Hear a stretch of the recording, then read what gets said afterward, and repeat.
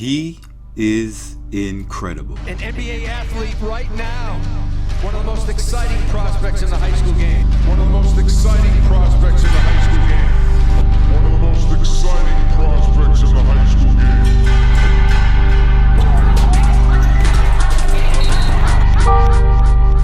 Jalen Green needs no introduction, and by my account, should be the first player to come off the boards in 2021.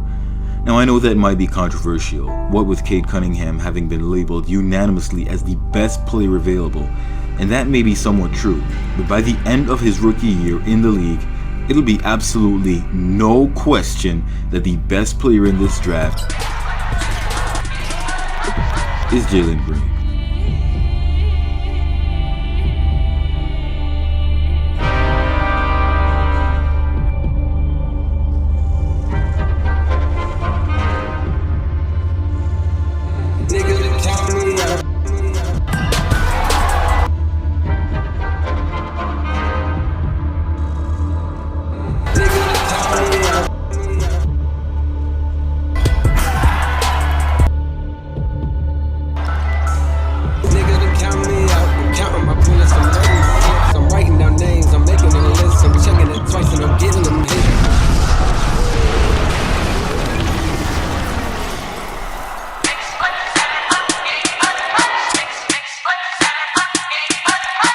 Will he be drafted first, however?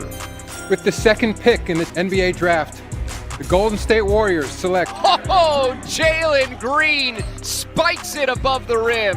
While that remains to be seen, it doesn't seem very likely. This then presents an opportunity for the Warriors to perform some absolute wizardry and make the most earth-shattering move by trading up and selecting Jalen Green with the second pick in this year's draft. That means enticing the Houston Rockets with the potential of selecting a player like Scottie Barnes or Keon Johnson, both of whom would be excellent fits for the Rockets, plus a future first rounder in exchange for this year's second pick. Is there a guarantee that he'll be there at 2? Well, you're right, he might not be there at 2, but Cade Cunningham wouldn't be a bad consolation prize either. That being said, Cade pretty much has the first pick locked up and is expected to go to the Detroit Pistons. So why should the Warriors draft Jalen Green aside from my say-so? Easy. Jalen Green is one of the new wave of players that have bypassed playing in college and joined the G League to better prepare for the NBA. He's an incredibly athletic 6'5" or 6'6" shooting guard that can score at all three levels, with a high level of intensity on both ends of the floor. He was born in Merced, but grew up in Fresno, and of the two basketball teams in California, Fresno is 20 minutes closer to the Bay Area than the Clippers. Plus, he's Filipino, so it is destiny. You're probably still not convinced, are you? Green started playing AAU basketball around the 6th grade, and by his freshman year of high school became a permanent starter on the team, averaging 18 points and 9 rebounds. His sophomore year, those figures improved to 28 points and 8 rebounds per game, leading San Joaquin to winning a Division II title. Not satisfied, his junior year, Green averaged a ridiculous 30 points, 8 rebounds, and 3.6 assists, breaking the 47-year-old school career scoring record in just 3 seasons. Around this time, at 16 years old, Jalen Green won the FIBA Under-17 World Cup MVP.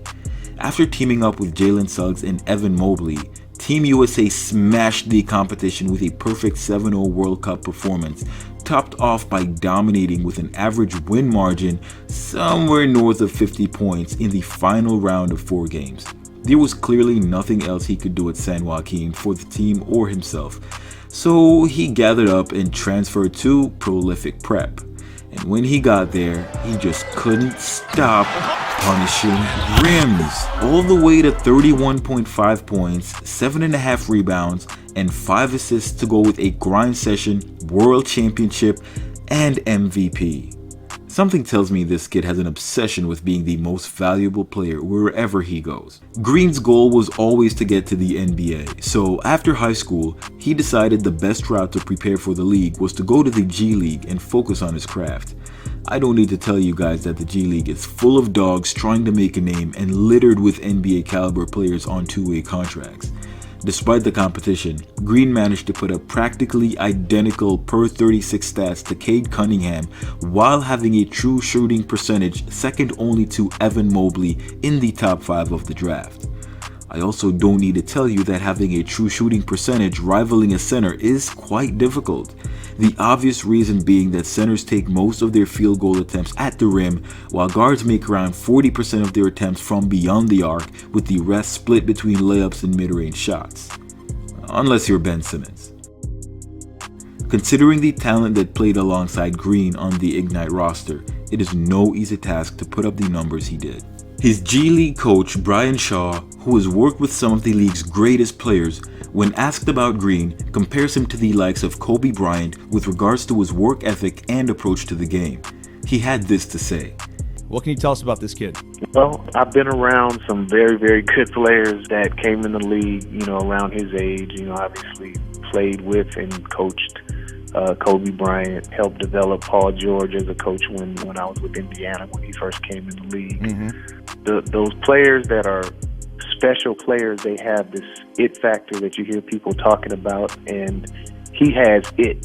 While Green has some work to do defensively, again, Shaw has stated that Green is an extremely fast learner and has a knack for developing the necessary skills in a rather short period of time.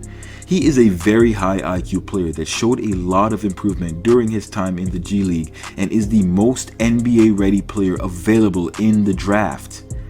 Keeping in mind that Green's past year of work has been purely aimed at NBA development, it is no question that the jump from the G League to the NBA will be much easier for him than it will be for players that competed in the NCAA. This means he'll be ready to play from day one. So how would the Warriors acquire Green? What are the costs? While you were sleeping, I managed to cook up this brilliant scheme to sneak this year's best prospect onto the Warriors roster. In this 3-team trade scenario, the Warriors give up their 7th and 14th picks as well as their 2022 first round pick. In return, they get the Rockets' 2nd overall and 24th overall pick via Milwaukee, as well as the Knicks' 19th overall pick. The Knicks get the Warriors' 14th pick and the Rockets get the Warriors' 7th pick, top 3 protected 2022 first round pick, and Kevin Knox. This will allow the Warriors to draft Jalen Green with the 2nd overall pick, Trey Murphy with the 19th pick, and Miles Deuce McBride with Houston's 24th pick. Now, the only player I haven't really discussed with you guys at this point is Deuce, who is a sophomore out of West Virginia.